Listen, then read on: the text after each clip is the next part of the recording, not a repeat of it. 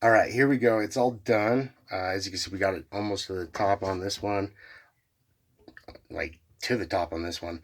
Now we're gonna turn the pump on, make sure we're pressurized and not leaking. So we'll turn that on. So the pump's set at like 40 pounds, so you can feel it get really tight. There you go. All right, cool. Yeah, no leaks. All right, I think we're good to go. That's another thing with the pump is I would suggest putting it on a timer if you have a tiny house, because in this tiny house we have 100 gallons.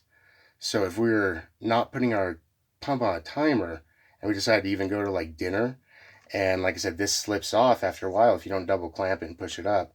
So if we went out to dinner and that thing slipped off and we didn't have our pump on a timer, we're going to come back to 100 gallons flooding our tiny house and no water for a shower the next day, which is like almost worse than the flooding of the tiny house.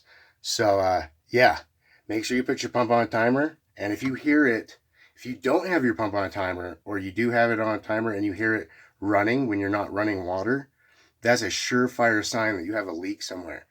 And the faster your pump turns on, the more of a leak you have.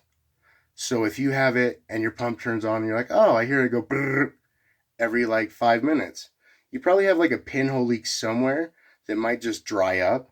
But if you hear that thing kicking on every like minute or two, you're going to want to shut that off and figure out where that's coming from, because it's leaking somewhere because that pressure is getting depleted and refilling up with the pump. So, yeah, if that's your situation, good luck, but turn off your pump, put it on a timer.